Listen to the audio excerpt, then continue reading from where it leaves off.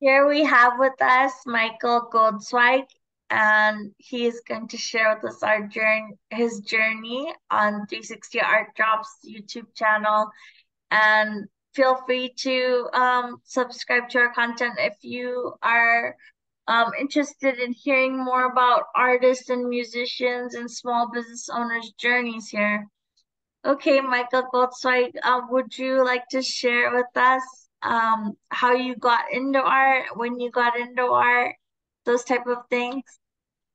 Yeah, my parents. I had good parents that supported the things I wanted to do, and I was in school. It started it's in elementary school. I was very creative with the glue and the dry food, gluing it to boxes. But seriously, it started that young. The creativity was flowing. Teachers started to notice, and they were putting me into AP classes with serious artists. Uh-huh, And when I graduated from high school, I got into the American Academy of Art in Chicago. uh-huh. And at that point, I was already selling my artwork, but here and there. I was a school student. I didn't have time to sit and get all these pieces together. And the school taught me everything that Uh-huh. I thought I walked into that school knowing so much. I was so oblivious to the fundamentals of art Uh-huh. because you could want it so bad and have it in your system so bad to produce, but have such a difficult time getting it out there. So people struggle or they do the best they can. It's not Right. necessarily a struggle. It's the best they can, but they're not seeing what they had up here. School taught me the fundamentals on how to Channel it project. to like a real Yes. reality. Yeah. And from there, I started freelancing and I was on just getting out of college. I graduated with honors, and I went on my first job interview, and it was for an art magazine, a music magazine. Uh-huh. So I have a musical background too, and I'm thinking this is perfect. Uh-huh. And I go in, and there's a line of artists with their portfolios, and there's people sitting in waiting rooms. And I mean, this was the scam of a lifetime. I'm thinking, this is great. I wait in line, they take my name, they call me in, I sit down into this guy's office, we're talking. This is what I would like from you, and this is what I want you to do. And you got the job, and I'll need these three drawings by in 7 days. Uh-huh. I was so excited. I said, here's a contract. The school taught me, here's my contract. I can't do anything without you signing it. And he came up with a beautiful excuse that as a first time artist out there, I fell into it and said, well, I really want this job, so I guess we'll go do it your way. Uh-huh. And I finished the artwork and sent it to him, and I never heard from him again. So I went to I called my lawyer. I said, I'm really bummed out. This is first time out. What an awful Uh-huh. experience. He said, you know what? I'll send the sheriff by that office and we'll give him a summons for the arrest, see what's going on. Okay. And he called me back. He said when he got there, the place was empty. Oh my goodness. Empty. Everybody, all the furniture, everything. Oh my God. So we believe that they took writers and they took artists and they got enough information to put their magazine together. And then they did it in another state. Wasn't worth pursuing, I but I think learned the I hard way. think a lot of artists go through that, like their first or second time, like they kind of get involved with like an event that maybe is not really true to what they portray it to be, or and it ends up being like a kind of a loss, or and then or we go through like thefts and these kind of things that people just don't understand, like how much of a loss this could be for us because emotionally we're tied to that. It's like a baby to us, you know? Right, right. Yeah. Maybe it's a rite of passage all artists have to go through. You may pass to the next level. So what's that painting behind you? What do you got going on over there? This is a piece I did. Can you see it okay? Yeah, it's very clear. The bright colors, the vivid colors. Yeah, it's this when I went to work after I got scammed. I decided I'm going to explain what happened. After I got scammed, I thought, listen, my father's got a business. I guess that would be the easiest thing for me to do, and then I'll do my art on the side. I'll never stop. I'll push, push, push, but I need a paycheck. So I started working for my dad. He had a company in Chicago, and yeah, that ended into a 30-year job for me. Yeah, I mean, I And read that it was an 80-year business that you were. my grandfather started it actually. Wow. So my brother still works there, but about 10 years ago, um, I had to make some decisions for myself. And I was miserable there. It wasn't what I wanted to do, and it was making my life miserable. So I left. I left the company. I left the possibility of having it being left to me. I decided to take a leap of faith, Uh-huh. and it was not easy because I had everything comfortable here, and Right. I wanted to be an artist here, and I couldn't get them together. So I left my job. I was going to work anywhere, do whatever I had to do to become a full-time artist. Uh-huh. Well, to make a long story short, and a lot of work and homework, I started painting out of my loft in Chicago. This is the first painting that I painted Uh-huh. when I was working for myself, and I could just myself, I could see the explosion of paint that was flowing from me. I couldn't stop. I was painting just day in, day out. I wanted to paint big because Uh-huh. I'd never had the opportunity, and yeah, I I just love saw big this art happen. canvases myself. I love painting on 30 and 40. That's usually the ones I get because the other canvases that are even bigger than that, I seem to like not be able to get a hold of it or and also not be able to sell it because it just costs so much money with the paint and the labor and the overhead costs is just a lot, and you have to know that you're going to be able to sell that if you really go that way. Right. One of the things I thought I should be doing, trying, what does somebody do when they first get out? I thought the computer. Everything will be on the computer, and I'll try the internet for the first time, and Right. I'll look for art contests. I'll look for art shows, and I found an art contest in California. It was virtual, Uh-huh. and out of 9 countries, I won first place, best of show, Wow. and it blew me away, blew me away, and I thought, then it is meant to happen. It's gonna happen, and they got my name out there. Then they built a brick and mortar and said that they wanted to have me out there for a private show in California. That's when I was living in Chicago, and I shipped this painting and 9 other paintings, not as big as this one. This was the largest one, Uh-huh. out to California, and they had their show, and I went out there and stayed a couple of days, and it was very exciting, and I was featured, and I didn't sell one piece of work, not one from that show. They ended up having to send me from California all my paintings back to me in Chicago because that was a part of the Did they contract, their cover the cost. cost at least or It was their cost, yeah. okay. Now, since then, that was about 8 years, 9 years ago. And since then, I've sold almost the whole collection. I have found my way onto the internet, and that's where I sell all my work. I sell 80% of my paintings. Wow, So I'm it's very incredible. fortunate.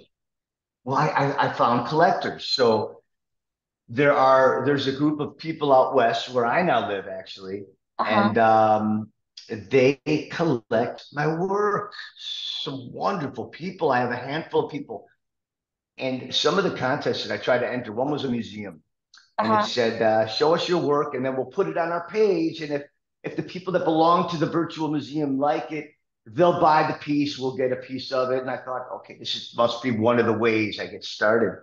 Uh-huh. So I did that, and again, I was turned down from the whole Oh, thing. So it's okay. I know I could paint. I could get there eventually. Now this is only when I was doing abstract. Okay, yeah. so people weren't enjoying what I was seeing, but I get a call 2 weeks later from a woman. She lives in Arizona, and she says I was one of the people on the jury for the contest Yeah. for the museum, Uh-huh. and I voted for you. And this is very unlikely to reach anybody outside of the museum. She said, so I'm just going to buy from you direct.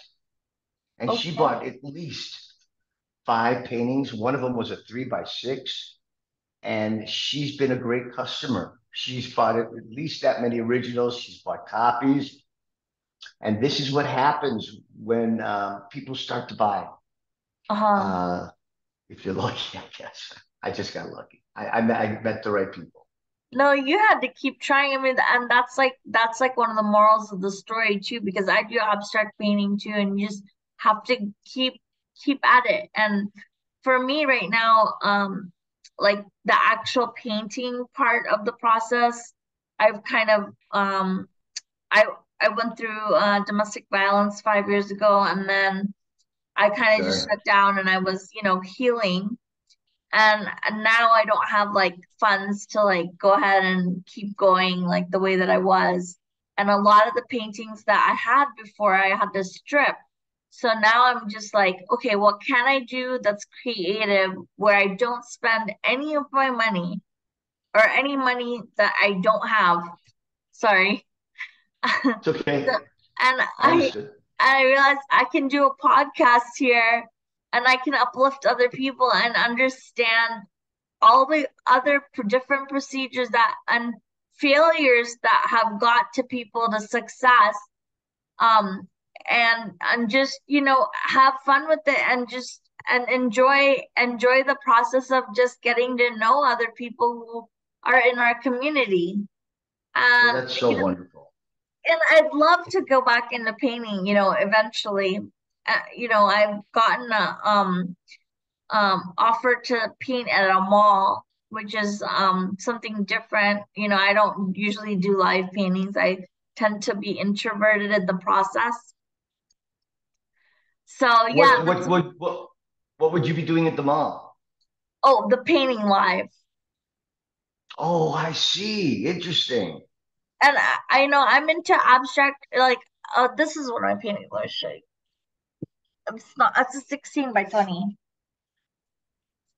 I don't know if you can see it.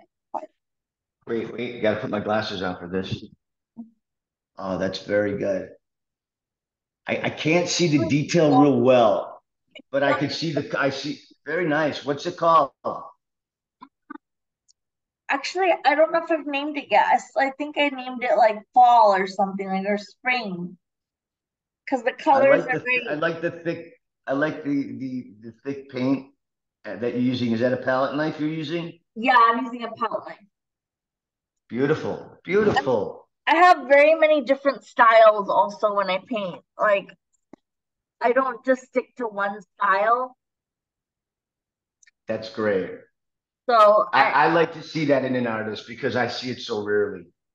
I Somebody branching off. the lot this. Oh, hold on one second.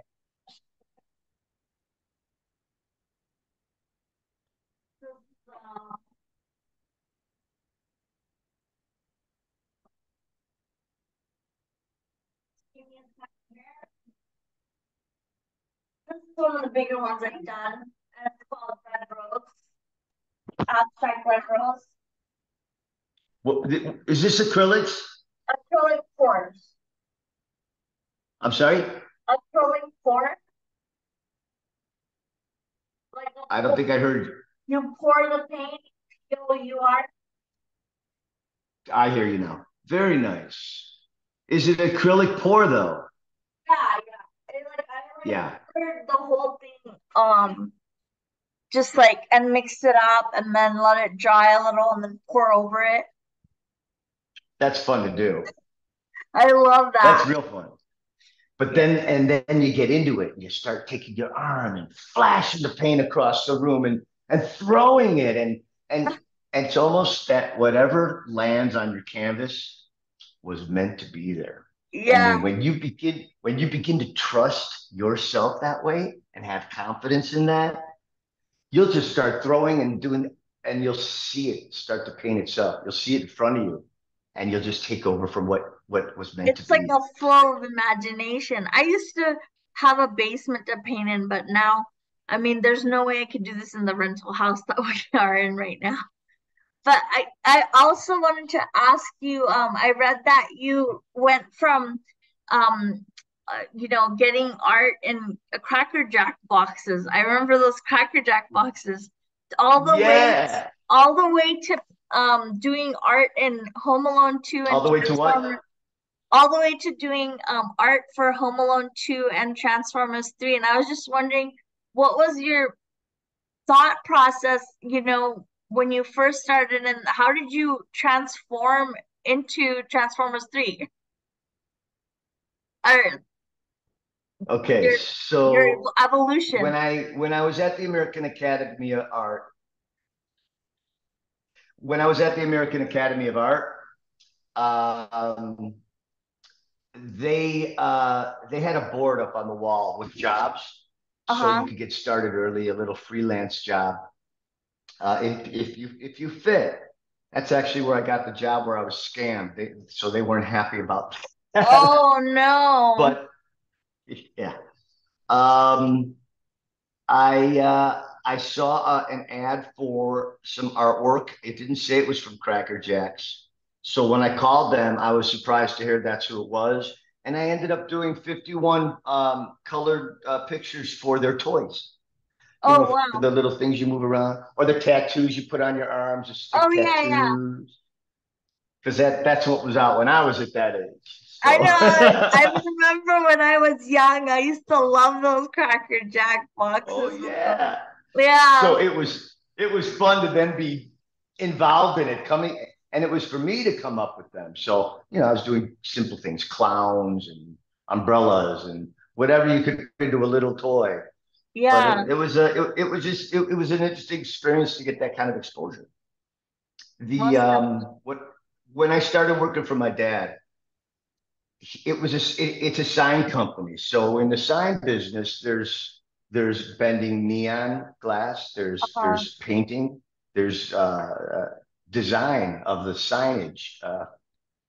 Right. There's art and everything there. So that's what I was doing. So I was learning how to use a spray gun, which is, in a giant room, a 10 by 10, closed off room with a big fan on it. And you put plastic, this Lexan, this clear plastic inside the booth with Uh-huh. a pattern behind it, and you paint in reverse. Oh, So okay. I'm painting backwards instead of lighter to darker. You Uh-huh. start with your darkest and work your way lighter backwards so that the paint lies on the paint behind it, on the paint behind it. So black goes first, then red will go over that, then yellow would go over that. You have to know which colors Right. to lay down first. Very cool. So you must have learned a lot of techniques. Even though it was a steady job, you probably learned like a lot of techniques. Like, do you use airbrushing? Is it called airbrushing in your Yes. paintings? I use airbrush sometimes, which is Uh-huh. great because I use it for very soft. Uh, Here, so there's some airbrush right there. Oh, okay, It okay, I just see it. just to soften it up in certain spots, just a little bit. And Yeah, then I I see it learned to how to, highlight it. yeah, it gives off this, see, with all the hard lines. And Yeah, then you have this softness glowing from behind the color. It's very eye-catching. I yeah. don't know why I started working with black backgrounds, but that's how I felt that the colors popped better with the It black background. it does, it does. So that's what I was thinking. So with that, with my job, we were involved with a movie studio that Uh-huh. would call us up and ask us for a sign for the movie. Uh-huh. So they would say, like in Transformers 3. They would say, we needed this huge bar sign. And oh, what was it called? Started with an S. Stage, I think it was called Stage. The name Uh-huh. of the bar where the kid lived who worked with the robots, and Right. it was a big vertical sign with blue neon, and I helped design it. I helped do the neon, and then our company put it up. They shot it. I think the sign cost 20 grand. They Oh shot my the God. scene in a couple of days and then gave the sign back to us. Oh They wow. don't want. They didn't need it. It was just for the scene. The money behind movies is unbelievable. We did the same for. Do you remember a story called? It was a movie called Curly Sue. I didn't actually watch that movie, but I read that you participated in that. Yeah, that was a giant sign in Chicago that we were asked to redo the face, or Home Alone 2, where we were asked to make the sign. They didn't want to film the toy store in New York. It was too Right. much money. So they Okay. filmed it in Chicago, and we turned a building into the toy store by making the signs and putting them over the big glass. We just made it look like a toy store. You just saw them coming in and out. So I did the artwork on that. Oh wow. Okay. Yeah. I didn't know So that. it's fun to watch movies, and then you see your work in the background. It's like extras. Yeah, So fun. you caught my attention with the woman in the box painting. Is that what it's called? Yes, Woman And in Rocks. Woman in Rocks. Okay. Right. And it was such a lovely painting. It just caught my eye. Like, how did you come up with that idea? Well, I had said this earlier. I'll go over it. What happened was I started doing a painting for a friend of mine who was real sick, and I ended up calling that Man in a Box. Uh-huh. And that was a side portrait of him all squished up in a box with just a simple abstract painting around him, and Uh-huh. he can't get out. He was Right. bipolar. He was very sick. He had terrible mental issues and passed away. After I did that painting, it occurred to me that there's women out there with the same issues, Right. uh, and then some. So I didn't want to put her in a box just to say, well, here's a woman in a box, here's a man in a box. So I put her in rocks instead, feeling the weight just as much of Oh feeling wow. closed in. Yeah. Yeah, but when I looked at it, it looked very like is it like it looked like a stained glass effect almost. Mm. Well, it's the glaze I put over it. Oh, okay. It looked So really that would be stained a glass. I was finishing like, glaze. wow, how did he do that? I'm like, this is an incredible painting. Thank you so much. Thank you so much. You know, it's interesting. I don't really know how I'm going to finish paintings, and I don't have a special way of necessarily starting them. Uh-huh. When I work on an abstract, I literally throw paint at the canvas and then spin it around for an hour while I sit back looking at it, and then I'll add another color, and I'll do that and spin it around and look at it until I see something, Uh-huh. and then I jump in and I go with it and see if that works. Now that's when I'm working smaller. It's easier to turn it around all the time. But when I do the photorealist the photorealism, Uh-huh. that's something I was taught at school. Oh, okay. That's just that's eye hand coordination is all that is. I Uh-huh. see it. How well can I bring it here and then draw it out or paint it out? Eye Right. hand coordination. That's all that is, and that's all they taught us. There's no talent in that, they say at the American Academy. That's not talent. That's just good eye hand coordination. And I'm looking at it going, what? Yeah, I I couldn't wouldn't be able to understand. pull that off myself. I mean, I do Do abstract, but I wouldn't be able to pull that off myself. I mean, that's incredible, an incredible painting. And what thank you was so much. your most memorable paintings or memorable events that are painting related? Mm, wow. I will tell you this. When I left work, my father didn't want me to go, of course. Okay. Um, I had my life to live. I had to go on. And unfortunately, he wouldn't stop telling me I can't do it. Don't go out there. You can't be an artist. You're not an artist. You're not an artist. You're not going to make a living as an artist. It's not going to happen. Uh-huh. So what I was hearing was, oh, I'll show you. I'll show you. I can't tell me I can't do it anymore. I don't work for you anymore. I work for myself now, and I say I can. I Yeah. can. Yeah. My father and I are still close today, but he now recognizes me as making a living doing this. So Right.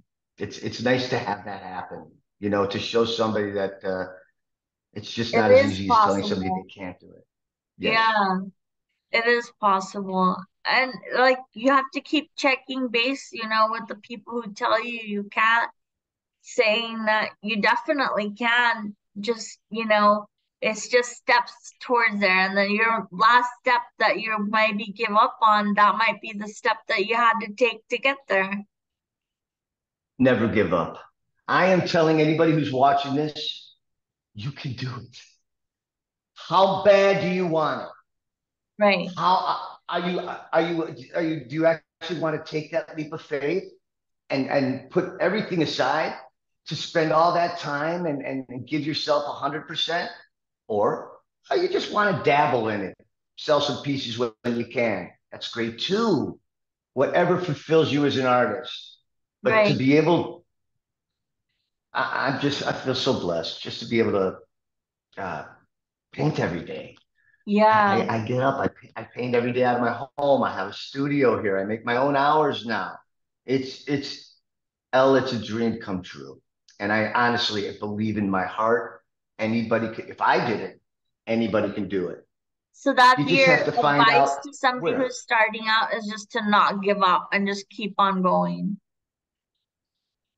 That is all my advice I give to people. Yes, I constantly give that advice. I used to give some lessons to a guy in New York City. We did it over an iPad, and Oh, I wow. set the iPad up on top, and I had my Uh-huh. art on the bottom, Uh-huh. and it leaned over so I could talk to him. And Uh-huh. his name was Frank, and he ended up putting out a couple of his own abstract paintings himself. That's what he wanted. He wanted to be able to do a painting from never being able to do one before.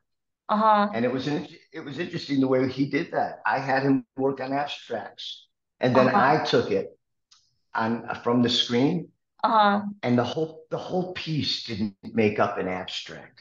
Wow. Visually, it didn't balance, Uh-huh. and the color didn't balance. But what I Okay. did was I zoomed into his painting, and I found a perfect spot in the painting that made a perfect picture. And he painted it. He just didn't see it inside He his didn't larger see the apps. spot that you saw. It was like this big on a painting this big, and it was off to the side. But if you squared it or triangular around it, Uh-huh. you saw this gorgeous Picasso happening. So I cut that out for him and sent it to him. He said, "Who did this?" I said, "You did. Look deeper. Look past your work. Look deeper inside." I did a painting for a woman who was passing from cancer, and it was from this collection. And Okay. she told her husband that she saw heaven through that painting. Oh, wow. And That's so I just, beautiful. it just gave me chills, and I saw the power Right. that art has, not just with me, but on others. It's just amazing.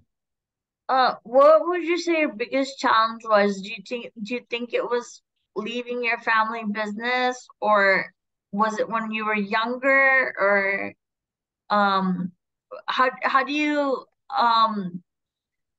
also balance your life with your artistic life? When did it just click? I was living in Chicago in a studio, and it had been about 30 years working for my dad.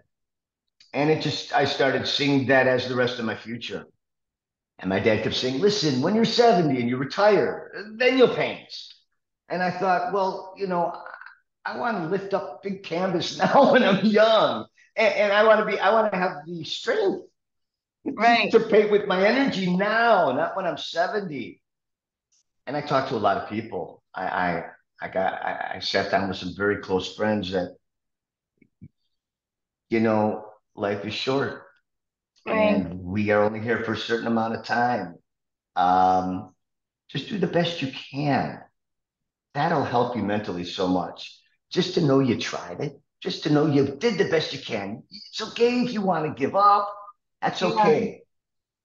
But just know you gave up. It wasn't the things around you. You decided to stop.